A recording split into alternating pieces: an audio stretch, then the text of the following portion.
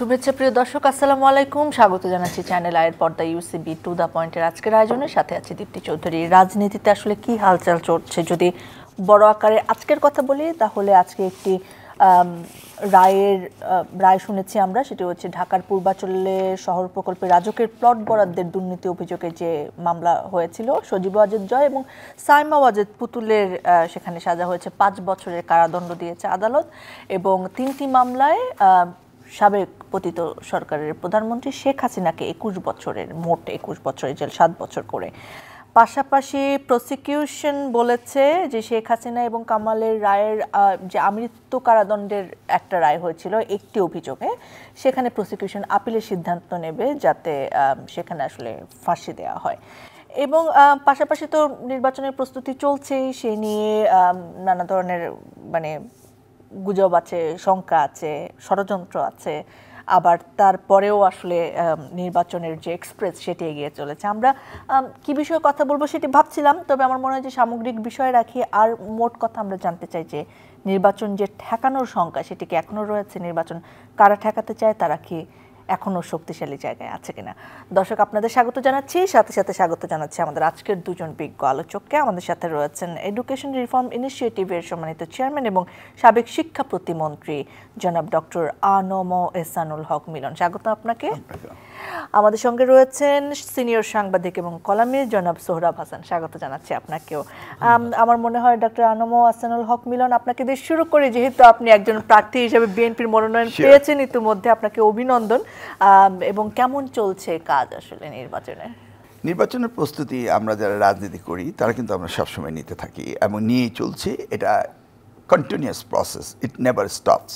যেমন আপনি বললেন এক্সপ্রেস ট্রেন, ঠিক তেমনি আমাদের ট্রেন চলছে এবং লাইনচ্যুত কখনো হয়নি, আমরা লাইনেই ছিলাম। ফান্ডামেন্টালি আমরা যারা নির্বাচন করে আসছি তারা চেষ্টা করি সবসময় যে জনগণের সাথে আমার নেতৃত্বের একটা বন্ড তৈরি হওয়া, এই বন্ডিংটা খুব কহেসিভনেস যেন থাকে এবং খুব স্ট্রং থাকে।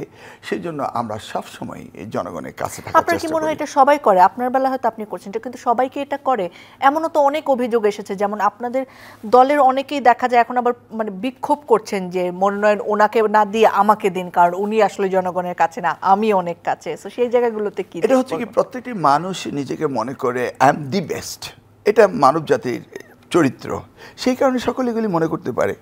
কিন্তু কোশ্চেন হচ্ছে যে প্রসিডিউরে আমাদের প্রিয় নেতা জনাব তারেক রহমান সাহেব যে মনোনয়ন দিয়েছেন, যদি আপনি একটু ক্লোজলি দেখেন, আমাদের মনোনয়নের যদি ফর্ম বিক্রি করতো 10,000 টাকা করে প্রতি পিস, তাহলে নিশ্চয়ই 30,000 ফর্ম বিক্রি হতো, হাজার হাজার শত শত কোটি টাকা এখানে আয় হতো। তারপর ফর্ম জমা দেওয়ার সময় আবার যদি যেটা আমরা আগে করেছি 30,000 টাকা করে জমা দেওয়া, নিয়ারলি 10,000 ফর্ম জমা দিত এবং সেই জায়গায় শত শত কোটি টাকা আমাদের দলের উপার্জন হতো। তারপরে আমরা নমিনেশন বোর্ডে বসে এটাকে ইভ্যালুয়েশন হতো। কিন্তু এই টোটাল প্রসেসটাকে এলিমিনেট করে দিয়ে উনি এই পার্টির যে ইনকাম এটাকে বন্ধ করে দিয়ে উনি নিজস্ব এবং আমাদের standing committee special personal team দিয়ে ইনভেস্টিগেশন করেছেন, প্লাস অন্যান্য সংস্থা যে সমস্ত রিপোর্ট দিয়েছে, প্লাস ইন্টেলিজেন্স যে রিপোর্ট দিয়েছে, সবগুলিকে ইভ্যালুয়েট করে উনি এই সিদ্ধান্তটা নিয়েছেন।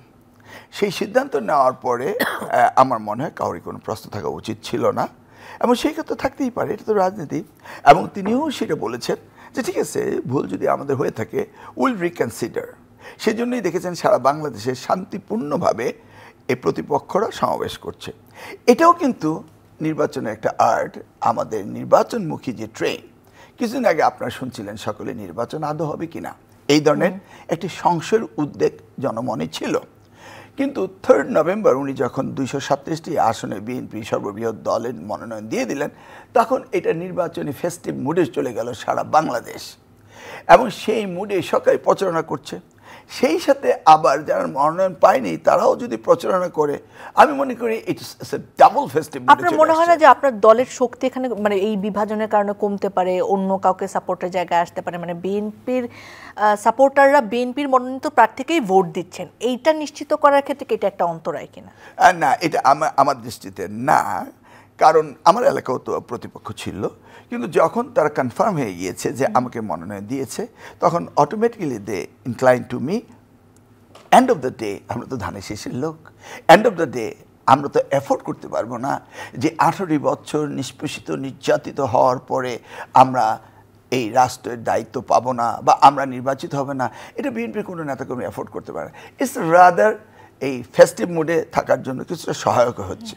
আমরা সেটাই চাই। সো জনাব সোহরাব হাসান, আপনার কি মনে হয় আসলে যে যারা পতিত শক্তি তারা সরাসরি বলছেন, যদি আমি বলি যে জনাব সজীব ওয়াজেদ জয় যেমন বলছিলেন কিছুদিন আগে রয়টার্সকে বলেছেন যে আমাদের অংশগ্রহণ না থাকলে এই নির্বাচন অনুষ্ঠিত হতে দেয়া হবে না, সো তারা আসলে কোন শক্তিতে এটা বলেন যে হতে দেয়া হবে না? এটা কি কোনো মানে বাহিরের শক্তির দ্বারা অথবা ভেতরে যারা রয়েছেন তাদের দ্বারাই তারা কিছু করবেন? মানে এই শক্তি তিনি পান কোথায়, বা তারা কি আসলেই শক্তিশালী? এখনও কিন্তু জনমনে একটা সংশয় তো আছে। প্রধান নির্বাচন কমিশনার বলছেন যারা ঠেকাতে চাইবে তাদের বিরুদ্ধে ব্যবস্থা নেওয়া হবে, সেটাই স্বাভাবিক নির্বাচন করা। এখন নির্বাচনটা কি বাছাই প্রক্রিয়া, তাই তো? বাছাই প্রক্রিয়াটা কে করবেন? নির্বাচন কমিশনও না, রাজনৈতিক দলও না, প্রশাসন বা আইনশৃঙ্খলা রক্ষাকারী বাহিনী না, এটা করবে জনগণ। জনগণের বাছাই করার সুযোগটা তৈরি করবেন এরা। এখন ধরুন আজকে মিলন ভাই যে ভাষায় বলছেন, আওয়ামী লীগ যখন ক্ষমতায় ছিল আওয়ামী লীগের যারা নেতাকর্মী তারাও কিন্তু বলেছেন যে উৎসব মুখর পরিবেশ, হ্যাঁ, সব জায়গায় নৌকার পক্ষে জোয়ার। এখন নৌকার পক্ষে জোয়ার হলে যে ধানের শীষকে বন্ধ করে দিতে হবে, আবার এখন নৌকা দাঁড়িপাল্লা থাকবে, অন্য কেউ থাকবে না, তাহলেও কিন্তু নির্বাচন হলো না। নির্বাচনটা হবে এখন প্রায় 13 কোটি ভোটার। এই 13 কোটি ভোটার কি চায়? প্রত্যেককে এই চাওয়ার অধিকারটা দিতে হবে, চাওয়ার সুযোগটা দিতে হবে। সেটি নির্বাচন কমিশন বা সরকার দিতে পারছেন কিনা? মিলন ভাই বা তার দল একটা প্রতিযোগী একজন, তিনি তো ভোট চাইবেন, কিন্তু ভোট দেওয়ার পরিবেশটা তৈরি করার দায়িত্ব কিন্তু সরকারের। আরেকটি কথা হচ্ছে, কিছুদিন আগ পর্যন্ত এটা ঠিক মিলন ভাই বলেছেন, এখনও কিন্তু এটা আছে। যেমন গণভোটের তারিখ যখন ঠিক হয়নি, যে নির্বাচনের সময় হবে না আগে হবে বা পরে হবে, তখন কিন্তু বিএনপি বলেছে যে নির্বাচন পেছানোর জন্য এরা চেষ্টা করছে, নির্বাচন ব্যাহত করতে চাচ্ছে জামাত বা অন্যান্য দল যারা পিআর পদ্ধতি, এমনকি পিআর পদ্ধতি যেটা হচ্ছে নির্বাচন পেছানোর একটা কৌশল। জুলাই অভ্যুত্থানের পর কিন্তু এই প্রশ্নগুলো আসেনি। পর আসছে যে যেহেতু অভ্যুত্থানের মধ্য দিয়ে জনগণ একটা মীমাংসা করে ফেলছে, এখন জনগণ নির্বাচন চায়, নির্বাচনের মধ্যে গণতন্ত্রের পথে ফিরে যাওয়া। এটা হচ্ছে অন্তর্বর্তী ব্যবস্থা, অন্তর্বর্তী সরকার। এখন কিন্তু আমার ধারণা যে এটা একটা সময়সীমা বেঁধে দেওয়া উচিত ছিল, এই অন্তর্বর্তী সরকার কতদিন থাকবে। এখনও পর্যন্ত নির্বাচনের তারিখ কিন্তু ঠিক করা হয়নি, এই ফেব্রুয়ারির প্রথমার্ধে, এবং এজন্য কিন্তু প্রধান উপদেষ্টাকে লন্ডন ঘোষণা হবে শীঘ্রই 10 তারিখে। শীঘ্রই ঘোষণা হবে বলা হয়েছে, সবটাই কিন্তু শীঘ্রই। হ্যাঁ, কথা হচ্ছে যে যদি কোনো দল, ইতিমধ্যে তো অনেক সংশয় সন্দেহ, এবং এনসিপি কিন্তু এখন পর্যন্ত জুলাই সনদে সই করেনি। এখন জুলাই সনদে সই করেনি, কিন্তু তারা নির্বাচনে যাওয়ার কথা বলছেন, এবং এখনো তারা এটাকে কি একটা কন্ট্রাডিক্টরি বিষয়? কন্ট্রাডিক্টরি না, আপত্তি রেখেও তো অনেকে করতে পারে। যেমন রাজনৈতিক সরকারের সময়, এমনকি তত্ত্বাবধায়ক সরকারের সময়ও, যেমন বিগত সেনা সমর্থিত তত্ত্বাবধায়ক সরকারের সময় বিএনপির অনেক ব্যাপারে আপত্তি ছিল, তারপরও শেষ মুহূর্তে নির্বাচনে গিয়েছে। এখন প্রতিহত করা, বাইরে থেকে একজন বলল প্রতিহত করা, তাহলেই প্রতিহত হয় না। বাংলাদেশে কোনো নির্বাচন প্রতিহত করতে পারেনি কেউ। তো মানে যারা বলছে যে হতে দেব না, তাদেরকে আপনি অত শক্তিশালী মনে করছেন? শক্তিশালী না, বলছে যে এটি হচ্ছে তার একটা অবস্থান নেওয়া। এরশাদের আমলে 2টি নির্বাচন হয়েছে, তার আগের দিকে যদি নাও যায়, 2টি নির্বাচনেই, একটি নির্বাচনে বিএনপি অংশ নেয়নি, অর্থাৎ তারা এই নির্বাচন বর্জন করেছে। আরেকটি নির্বাচনে আওয়ামী লীগ, বিএনপি, জামাত ইসলামী, বাম কেউ অংশ নেয়নি 88 নির্বাচনে। তারপর নির্বাচনটা করেছে, এবং ওই নির্বাচনে কি বলে, নির্বাচনের ভিত্তিতে সংসদ হয়েছে, সংসদ 2 বছর কাজ করেছে। এমনকি ফেব্রুয়ারি নির্বাচন, আমরা যে তত্ত্বাবধায়ক ব্যবস্থা পেলাম, 96 ফেব্রুয়ারির নির্বাচনেও কিন্তু সব দল বিএনপির বাইরে, ক্ষমতাসীন বাইরে আওয়ামী লীগ, জাতীয় পার্টি, জামাত ইসলামী, বাম ডান সবাই কিন্তু ওই নির্বাচনের বিরোধিতা করেছে। শুধু বিএনপি এই নির্বাচনে কি বলে তাদের, এবং তারা বলেছে যে সংবিধান এটা সাংবিধানিক ধারাবাহিকতা রক্ষার নির্বাচন। ওই নির্বাচনও হয়েছে এবং আমরা যে তত্ত্বাবধায়ক সরকার ব্যবস্থা নিয়ে গর্ব করি, যেটি কৃতিত্ব দাবি করি, সেটি কিন্তু ওই সংসদ প্রতিষ্ঠা করেছে এবং প্রতিষ্ঠার পর ওই সংসদ ভেঙেও দেওয়া হয়েছে। অনেকেই বলে, রাজনৈতিক বিশ্লেষক এবং রাজনীতির সঙ্গে সংশ্লিষ্ট, যে সে সময় তৎকালীন বিরোধী দল এবং ক্ষমতাসীন দলের মধ্যে একটা কী বলে বোঝাপড়া ছিল যে এই নির্বাচনটা যাতে করতে দেওয়া হয়। এই নির্বাচনের পর আইনটি পাশ হওয়ার পর এই সংসদ আর থাকবে না, নতুন করে নির্বাচন হলো 96 এবং সেই তত্ত্বাবধায়ক বাতিল করতে যেয়ে আওয়ামী লীগ কিন্তু নিজের সর্বনাশ করল। এই তত্ত্বাবধায়ক থেকে আমি আবার আপনার কাছে আসবো। যে তত্ত্বাবধায়কের কথা যখন উঠেই আসলো, তখন জনাব ইহসানুল হক মিলন, আপনার কাছে আমি একটু জানতে চাই যে হাইকোর্ট আবার রায় দিয়েছে যে আগামীবার থেকে সংসদ যেদিন থেকে শেষ হবে সেদিন থেকে আবার তত্ত্বাবধায়ক সরকারের আসবে এবং তার আন্ডারে পরবর্তী নির্বাচনটি হবে। এই অন্তর্বর্তীকালীন সরকার, এটা তো তত্ত্বাবধায়ক সরকার না, এই অন্তর্বর্তীকালীন সরকারের বিরুদ্ধে বিএনপি সহ নানা দল নানা সময় পক্ষপাতিত্বের অভিযোগ এনেছেন। ইভেন যারা জুলাই বিপ্লবের পরে যাদের উত্থান এনসিপি এবং যাদের অনেক বড় ভূমিকা ছিল, ডক্টর মোহাম্মদ ইউনূস নিজে বলেছেন যে আমাকে ছাত্ররা বসিয়েছে, সেই ছাত্ররাও বলেছেন যে এই সরকার কি বিএনপির হয়ে কাজ করে কিনা, এই সরকার কি জামাতের হয়ে কাজ করে কিনা, জামাত বলছে আবার বিএনপির হয়ে, বিএনপি বলছে আবার জামাতের হয়ে কাজ করে কিনা। সো সেই জায়গায় আপনার কি মনে হয় যে এই সরকার তত্ত্বাবধায়ক সরকারের মতোই একটা নিরপেক্ষ সরকার হিসেবে এই নির্বাচন সুষ্ঠুভাবে সম্পাদন করতে পারবে এবং তার উপর সমস্ত দল শেষ পর্যন্ত ভরসা রাখতে পারবে? এখনো পর্যন্ত অবস্থা আসলে কি বলছে?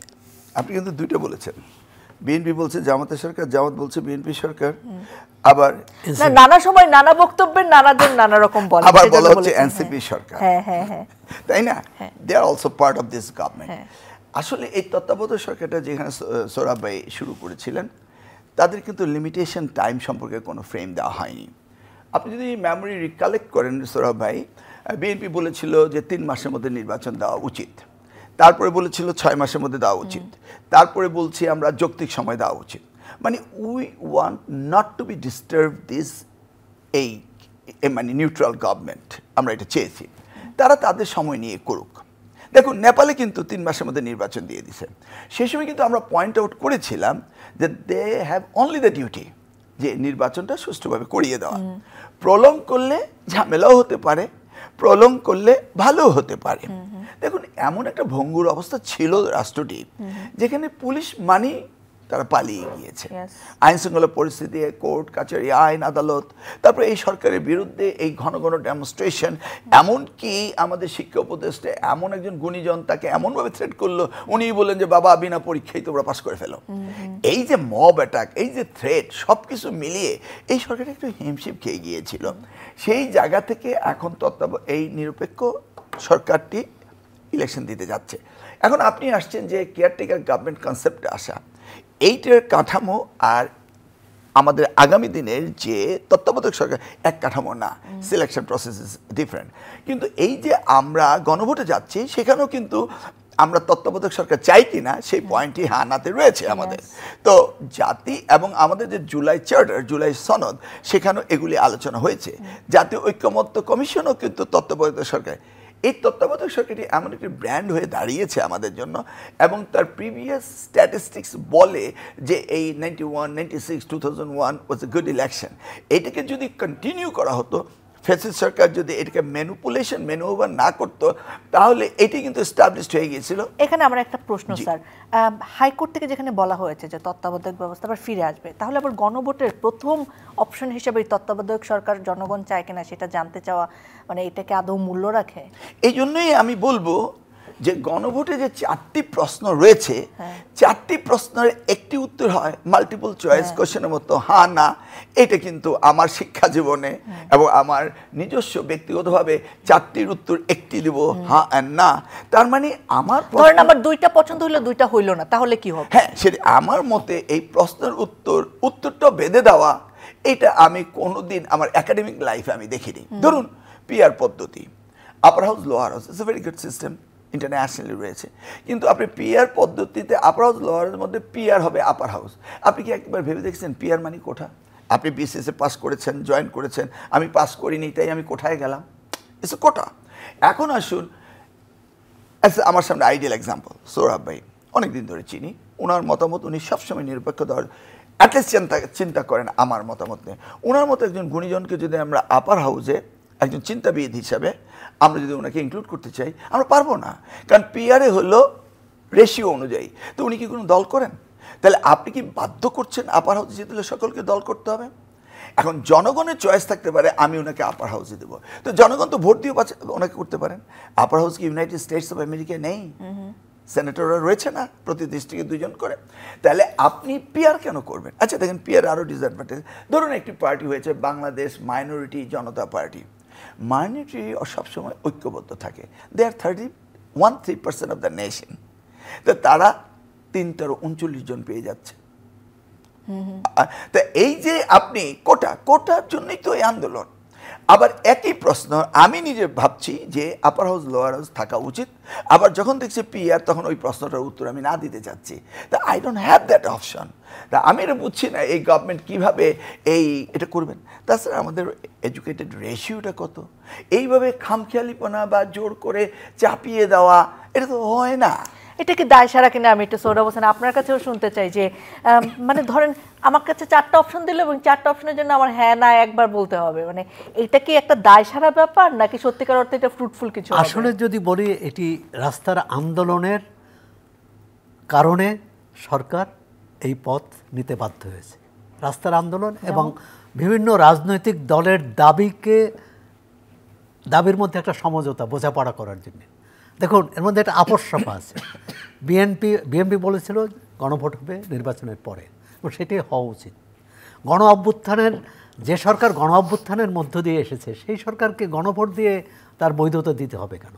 সে তো বৈধ সরকার এটি। আর জামাত ইসলাম বলছে যে না, নির্বাচনের আগে গণভোট হতে হবে। সরকার একটা আপসরফা করেছে যে নির্বাচনের দিনই গণভোট। মানে সুতরাং আর মানুষ আসলে এই সরকার কি সাংবিধানিক সরকার, আবার সংবিধান বহির্ভূত অনেক পদক্ষেপ নিয়েছে, গণভোট তো সংবিধানে নেই। সুতরাং তাহলে আগামী জাতীয় যাই করুক এই সরকারে, এই আপনি কী বলে জুলাই অভ্যুত্থানের বাস্তবায়ন প্রক্রিয়া, গণভোট, জাতীয় অন্যান্য এই যে পিআর, সব কিছু কিন্তু পরবর্তী জাতীয় সংসদে অনুমোদন করিয়ে নিতে হবে। না হলে এই সরকারের বৈধতা নিয়েও প্রশ্ন উঠবে, কারণ এই সরকার তো সংবিধানের ভিত্তিতে তৈরি, এত জনসভায় তৈরি হয়নি। মূল বিষয়টি আসি এরপরে, সেটা হচ্ছে আপনি বলছেন যে নির্বাচন ঠেকানো, নির্বাচন প্রতিহত করতে চায় কেন? প্রতিহত কিন্তু নানা রকম হয়। 14 নির্বাচন যারা নির্বাচনে অংশ নেয়নি বিএনপি সহ তারা নির্বাচন বর্জন করেছে এবং নির্বাচন যাতে না করে প্রতিরোধের কথাও বলেছে তো, কিন্তু ওই নির্বাচনটা চূড়ান্ত ফলাফলে প্রতিহত করেছে কে? আওয়ামী লীগ। এমনকি 24-এর নির্বাচনও প্রতিহত করেছে কে? আওয়ামী লীগ। কারণ তারা তাদের সমর্থকের বাইরে সবাইকে এই নির্বাচনের প্রক্রিয়ার বাইরে রাখতে চেয়েছে। আমি তো মনে করি প্রতিহত করার এইটাই হচ্ছে মোক্ষম অস্ত্র। আরেকটি যেটা বলেন যে যারা দেশের বাইরে আছে, দেশের বাইরে থেকে বাংলাদেশে কি এখানে বোমা ফেলে নির্বাচন প্রতিহত করবে? তা পারবে না। কিন্তু একটা প্রশ্ন, মিলন ভাই এখানে আছে বলে, যখন মহিউদ্দিন তার এলাকার তিনি গণপ্রতিনিধি ছিলেন, তিনি নির্বাচন করেছেন, তখন মিলন ভাইয়ের যে কর্মী সমর্থক ভোটার, তাদেরকে ভোট দেওয়ার সুযোগ দেওয়া হয়নি। হ্যাঁ, হয় তাদের এলাকা থেকে বের করে দিয়েছে, অথবা তাদেরকে ভোট কেন্দ্রে আসতে দেয়নি। আজকে মিলন ভাইয়ের এলাকার যারা আওয়ামী লীগ সমর্থক, যারা জাতীয় পার্টির সমর্থক, তারা কাকে ভোট দেবে? এখন একটা বিকল্প হতে পারে, যেটা ফরিদপুরে দেখলাম যে একজন প্রার্থী আওয়ামী লীগের আওয়ামী লীগের নেতাকর্মীদের বিএনপিতে যোগদান অনুষ্ঠানে বলেছেন আমরা কি আওয়ামী লীগের সব কর্মীদের বঙ্গোপসাগরে ফেলে দেব, সেটা তো দিতে পারি না। এখন জানি না, এটি কিন্তু নির্বাচনে একটা বড় সংকট তৈরি করবে। আচ্ছা, এইভাবে কি মানুষকে লেবেল লাগানো যায় যে অমুকের সমর্থক? কিছু সংখ্যক মানুষ হয়তো, কিন্তু বড় সংখ্যক মানুষ মানে একবার আওয়ামী লীগে ভোট দিল মানে সে একবার যেমন 2001 সালে 91 সালে যারা বিএনপিকে ভোট দিয়েছে তাদের অনেকে 96-তে আওয়ামী লীগে ভোট দিয়েছে। 96-তে যারা আওয়ামী লীগে ভোট দিয়েছে তাদের অনেকে 2001-এ বিএনপিকে ভোট দিয়েছে, এবং 2001-এ যারা বিএনপিকে ভোট দিয়েছে তাদের অনেকে আবার আওয়ামী লীগকে ভোট দিয়েছে 2008-এ। এটা ছিল গণতান্ত্রিক প্রক্রিয়ার, এবং ধাপে ধাপে হয়তো আমরা এক সময় এমন জায়গায় যেতাম যে তত্ত্বাবধায়ক ছাড়াও একটা ভালো নির্বাচন করতে পারবো। কিন্তু যে মানে কুঠারাঘাত করলো আওয়ামী লীগ, নিজের পায়ে যে কুঠার মারলো, সেটা হলো ব্যবস্থাটা বাতিল করলো, যে কারণে আজকে গণ অভ্যুত্থান হতে হলো, যে কারণে আজকে অন্তর্বর্তী সরকার হতে হলো, যে কারণে আজকে জুলাই সনদ করতে হয়। এখন ভবিষ্যতেও আরেকটি জুলাই সনদ করতে না হয় এরকম একটি নির্বাচন চাই। প্রথমত হচ্ছে যে আপনি যে বললেন যে সমর্থক, কিছু সমর্থক তো থাকে, যেমন এই যে 3টি নির্বাচন হলো, একটি নির্বাচনে তো আসতে দেয়নি মিলন ভাইয়ের নির্বাচন করতে অংশ নেওয়ার পরেও, অর্থাৎ একটা জনগোষ্ঠীর বড় অংশকে, সেই বড় অংশ 50% না হতে পারে, ধরেন 30%, আর 30%কে ভোট প্রক্রিয়ার বাইরে রাখলেন, বাইরে রেখে বলেন আপনি সুন্দর নির্বাচন হয়েছে, সুষ্ঠু নির্বাচন হয়েছে, কোনো সমস্যা হয়নি। আগামী নির্বাচনে যদি এরকম হয় তখন কিন্তু এই প্রশ্নটি আসবে। আচ্ছা, এরকম হতে পারে কিনা এটা নিয়ে আমি বলি। আমি যদি স্পষ্ট করেই বলি, কারণ আমার এই টেবিলে বসে অনেকেই বলেছেন যে আওয়ামী লীগের একটা বড় সমর্থক গোষ্ঠী এখনো বাংলাদেশে রয়েছেন, এবং তা যখন আওয়ামী লীগকে তুমি করতেই পারবে না বলা হবে এবং নিষিদ্ধ করে রাখা হবে, অংশগ্রহণ করতে দেওয়া হবে না নির্বাচনে, তাদের ভয়েসকে আসলে বন্ধ করে দেওয়া হচ্ছে, এবং সেই নির্বাচনের ইনক্লুসিভনেস নিয়ে তারা প্রশ্ন করেছেন। আপনি আসলে এই বিষয়ে কি মনে করেন? দেখুন, আওয়ামী লীগ করুক, বিএনপি করুক, জামাত করুক, এনসিপি করুক, তারা এদেশের নাগরিক এবং সচেতন নাগরিক, এবং তাদেরও বুদ্ধি বিবেচনা রয়েছে। সজীব ওয়াজেদ জয় বলেছে নির্বাচন হবে না, আমি এটাকে বিশ্বাস করি না।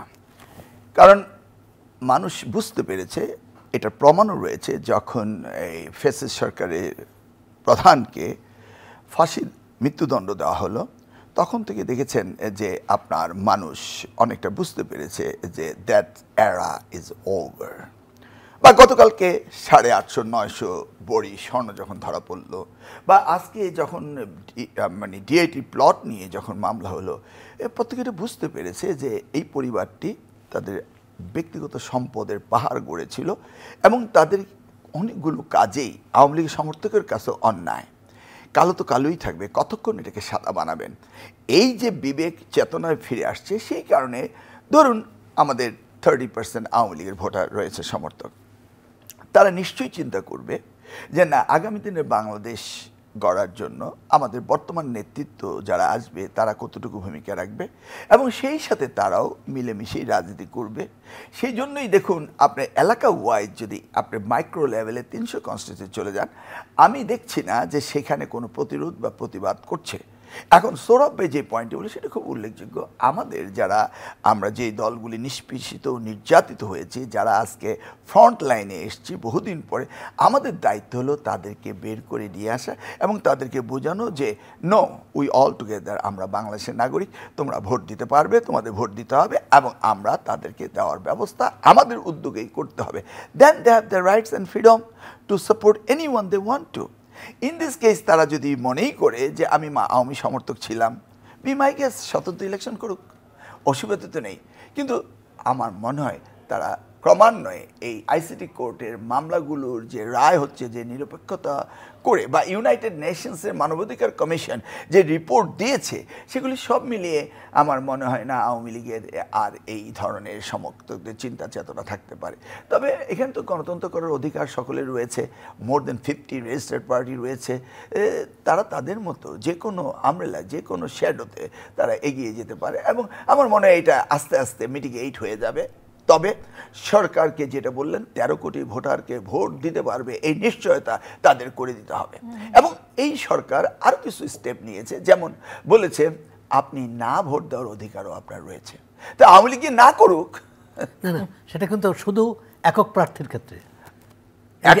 এই বর্তমান নির্বাচন কমিশন শুধু একক প্রার্থীর ক্ষেত্রে না ভোট, কিন্তু যেটা 2008-এ ছিল যে আপনি যে কোনো আসনে যত প্রার্থী হোক তাদের বাদ দিয়ে একটা না দিতে। এই জায়গাটি আমি ডিবেট করেছিলাম, যেখানে পারতেন নেই সেখানে না করার তো দরকার নাই। একটা মনোমেন্টাল ক্যারেক্টারিস্টিক যদি দাঁড়িয়ে যায় সেখানে কেউ যদি না দাঁড়ায়, ধরুন আমাদের যে বাংলাদেশের ইতিহাসে বা বিশ্বের ইতিহাসে যে রেকর্ড, বেগম খালেদা জিয়া 5টি আসনে ইলেকশন করলে জিতে, 3টিতে জিতে, এই জন্যই কিন্তু 5টির 3টি করা হয়েছে, 3টির 1টি করা হবে।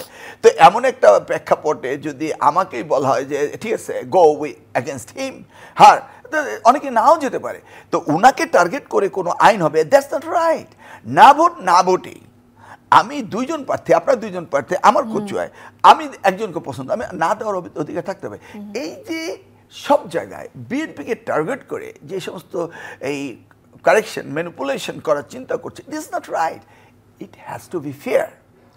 বিএনপিকে টার্গেট করা হচ্ছে অবভিয়াসলি, ধরুন আমাদের দলের কনস্টিটিউশন, আমাদের যে গঠনতন্ত্র রয়েছে, গঠনতন্ত্রে আমাদের দল চলবে, রাষ্ট্রের কনস্টিটিউশন রাষ্ট্র চলবে। আচ্ছা, আমাদের দলে আমরা মনে করি যে আমাদের কে প্রধানমন্ত্রী হতে পারে, কে নেতা হতে পারে, কে সংসদ নেতা হতে পারে, কে পার্টির প্রধান হতে পারে, এটা আমাদের দল, আমরা সিলেক্ট করি। আমি যদি এই দলের এই গঠনতন্ত্র না মানি, তো নিজেও তো একটা দল করতে পারি। তা আমার দলের বিষয়ে আমরা যে সিদ্ধান্তগুলো নিচ্ছি, আমাদের নিজস্ব গঠন, সেইটাকে জাতীয় নির্বাচনের ব্যাপারে মাথা ঘামানোর তো কোনো দরকার নেই। ইউ সি, আপনার তো সুযোগ রয়েছে। বিএনপি বলছে যে আমরা আমাদের প্রধানমন্ত্রী, আমাদের সংসদ নেতা একজনকে বানাবো, আমরা আমাদের দলের প্রধান একজন, এটা আমাদের পার্টি, ইটস আওয়ার চয়েস। মিলন ভাই, আপনার সাথে একটু যোগ করতে চাই বা দ্বিমত করতে চাই, সেটা হচ্ছে আমাদের অভিজ্ঞতা কি বলে। অভিজ্ঞতা বলে যে যখন একই ব্যক্তির কাছে সংসদের ভার, সরকারের ভার, দলের ভার, তখন সেটা স্বৈরতন্ত্র তৈরি করে। আর আমার অভিজ্ঞতা কি বলে জানেন? ওই যে ভারতে পালিয়ে গিয়েছে। আপনি চান আমরাও এই স্বৈরতন্ত্র ভাব নিয়ে আমরা পালিয়ে যাব? স্বৈরতন্ত্র হওয়ার কারণেই গিয়েছে। ইয়েস, আমরা তো এই সুযোগটা ছিল, যারা এটা করেছেন তারা তো এটা করেনি। এই যে সংশোধনী যে আনলেন, মানে সংবিধান সংস্কার কমিশন অথবা জুলাই সনদে এটা স্পষ্ট করেনি বিএনপির বিরোধিতার কারণেই, যে একই ব্যক্তি তিনটি প্রধান পদে, তাহলে তার যে ব্যক্তিতান্ত্রিক শাসন এবং স্বৈরতন্ত্র এটা প্রতিষ্ঠা হয়ে যায়। এটি কোনো ব্যক্তির ক্ষেত্রে না, এটা শেখ হাসিনা হয়েছে বলে আরেকজন হবে না, এটা কিন্তু বলা যাবে না। আচ্ছা, তাহলে আমাদের দল শহীদ রাষ্ট্রপতি জিয়া রহমান 1978-এ করেছে, আমরাই বহুবার ক্ষমতা এসেছিলাম, আমাদের ভিতরে এই স্বৈরতন্ত্র ফ্যাসিস্ট আমাদের তৈরি হয়নি, একেবারে হয়নি, এটাও বলা যাবে না। ঠিক আছে, পুরো গণতান্ত্রিক ব্যবস্থা ছিল কি বলে 91 থেকে 96 বা 2001 থেকে 2008, মানে একেবারে নিষ্কলুষ গণতন্ত্র ছিল। এটা কি নিশ্চয়তা, এটা কি প্রমাণ করে? আমাদের দলে আমি মিলন যদি ব্যক্তিগতভাবে আমাদের দলে গঠনতন্ত্র আমার পছন্দ না হয়, আমি নিজেও একটি দল করতে পারি এবং আরও 50টি দল রয়েছে। অতএব রাষ্ট্রের চিন্তা ভাবনা যারা করবেন তারা দলকে স্টিপুলেট করতে দরকার নেই। এখন happens to be BNP is the largest opposition. আজকের প্রেক্ষাপটে যদি আওয়ামী লীগও মাঠে থাকতো, তাহলে এই কথাটা কি বলার সুযোগ ছিল? আওয়ামী লীগ কি 91-এ ছিল না, 96-এ ছিল না, 2001-এ ছিল না, 2008-এ ছিল না? তখন তো এই প্রস্তাবটি কেউই আনেনি।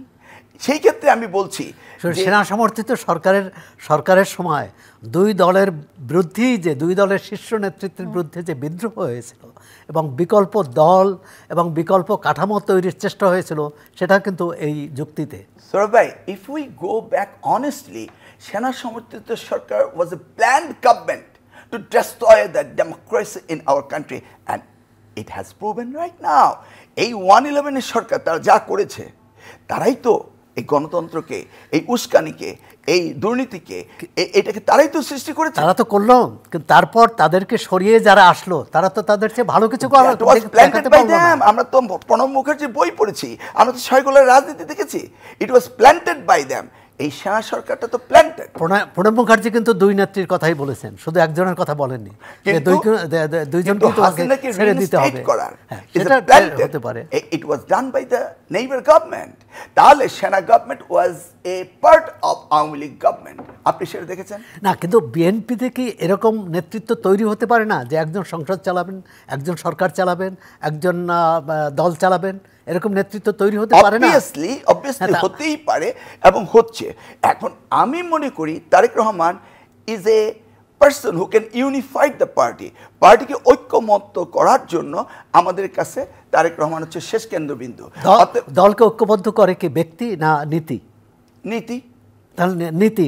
নীতি যার হাতে থাকবে তিনি নীতি পরিচালনা করবেন। আপনি আদর্শিক নেতা হতে পারেন। আপনি দেখুন বাংলাদেশের প্রেক্ষাপটে একমাত্র শহীদ রাষ্ট্রপতি জিয়াউর রহমান যার বিরুদ্ধে কোনো দুর্নীতির মামলা নেই। এখন আসুন, তারেক রহমানের বিরুদ্ধে দুর্নীতির মামলা করেছে, তার কি পেয়েছে? আসুন আজকে যে 850 ভরি স্বর্ণ পাওয়া গেল, তারেক রহমান বেগম খালেদা জিয়া আরাফাত রহমান কোকর নামে কি ঢাকা শহরে কোনো প্লট পেয়েছেন? 70টি প্লট পেলেন আজকে। আপনি কি তাদের কোনো বাড়ি গাড়ি ব্যাংক অ্যাকাউন্ট দেখেছেন? হ্যাঁ, এটা তো ব্যক্তি, মানে তার মধ্যে যে অন্যায় করছে। কিন্তু এই যে একক ক্ষমতা দিলে, মানে সর্বময় ক্ষমতা দিলে একজন ভালো রাজনীতিকেও স্বৈরশাসক হয়ে ওঠে। আমাদের পলিটিক্সে হয়নি সর্বময় ক্ষমতা বেগম খালেদা ছিল, আমরা তো হইনি। বেগম খালেদা জিয়া তো সবসময় থাকবে না, জিয়াউর রহমান তো সবসময় ছিলেন না। সুতরাং ভবিষ্যৎ নেতৃত্ব আমরা গণতান্ত্রিকভাবে তৈরি করতে চাই। আমাদের দলের সিস্টেম আমরা দেখেছি তারেক রহমান মিলন কেন দলের প্রধান হতে পারবেন না? ওকে ফাইন, তাই না? সেটা তো আমাদের দলীয় কম্পিটিশন রয়েছে।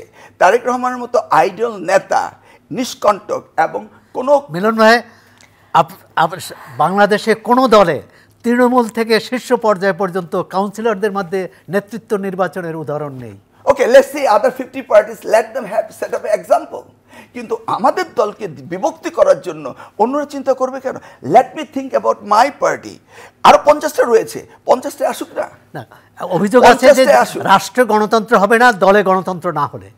সেটা তো আমরা আমাদের দলে গণতন্ত্র আমরা প্র্যাকটিস করছি, আর 50টা দলে প্র্যাকটিস করছি। আপনাদের দলের যে গঠনতন্ত্র, জাতীয় পার্টির যে গঠনতন্ত্র এবং বিএনপির গণতন্ত্রের মধ্যে কোনো রকম পার্থক্য নেই। বলতে পারেন প্রধানই হচ্ছে সর্বময় ক্ষমতার অধিকারী। বলতে পারেন তিনি দলের যে কোনো পদে যে কোনো লোককে বসাতে পারেন, যে কোনো পদ থেকে তাকে সরাতে পারেন। এটা কি গণতন্ত্র? আমরা আমাদের ফ্যামিলিতে গণতন্ত্র প্র্যাকটিস করছি এবং we believe the most honest leader should lead us. The most বলতে আমরা তারেক রহমানকে দেখেছি। মোস্ট বিচার করবে ওই দলের যত কর্মী সমর্থক আছে, তারা সভা করে সম্মেলন করে ঠিক করবে যে কে হবে। বলছি আমরা সভা সম্মেলন করেই তারেক রহমানকে নেতৃত্ব দেই, সভা সম্মেলন করেই। সেটা দিয়েছেন না, তারেক রহমানকে নেতৃত্ব দেওয়া হয়েছে দলের চেয়ারপারসন যার বিরুদ্ধে আমাদের কাউন্সিলে এটাকে সকলের হাত উঠিয়ে অ্যাপ্রুভাল নেওয়া হয়েছে। কোন কাউন্সিলে? আমাদের সম্মেলনে। হ্যাঁ, সর্বশেষ সম্মেলনে। হ্যাঁ, সর্বশেষ। তখন তো খালেদা জিয়া না, তখন তো খালেদা জিয়া মানে কি বলে, তিনি সক্রিয় রাজনীতিতে। হ্যাঁ, সেই সময় ওনাকে যে সিনিয়র ভাইস চেয়ারম্যান বানানো হয়েছে, সেটা অ্যাক্টিং এর দায়িত্ব বেগম খালেদা দিয়েছেন। হ্যাঁ, অ্যাক্টিং এর দায়িত্ব। কিন্তু ওনাকে যে বানানো হয়েছে প্রথমে senior joint secretary, senior vice, সেটা ঠিক আছে, সেটা তো সম্মেলনের মধ্যে দিয়ে হয়েছে। কিন্তু ওনাকে দায়িত্বটা দিয়েছেন, কিন্তু যখন খালেদা জিয়াকে জেলে যেতে হলো, চেয়ারপারসনকে জেলে যেতে হলো, তিনি দায়িত্ব দিয়ে দিলেন। কিন্তু আরো একজন তো হতে পারতো, আমি যুক্তির খাতিরে বলছি, আরো একজন তো হতে পারতো। সেই জায়গাটিতে আমার চয়েস তো উনি। সেই জায়গাটিতে আমাদের আরো অনেক কথা বলতে হবে, যেহেতু আমাদের সময় পেতে দেওয়া হয়েছে। নিশ্চয়ই আমরা আপনাদেরকে আবারও পাবো এবং এই সুষ্ঠু এবং সুন্দর বিতর্কের জায়গাগুলোই আমরা চাই। আসলে যে যার মতকে সম্মান জানিয়ে ভিন্ন মত প্রকাশ করতে পারবেন এমন পরিস্থিতি আমাদের আজকের টকশোর মতো বাংলাদেশের রাজনীতির অঙ্গনে হোক, এই প্রত্যাশা রেখে আজকের আয়োজন শেষ করছি। আবার দেখা হবে, আবার কথা হবে। Thank you.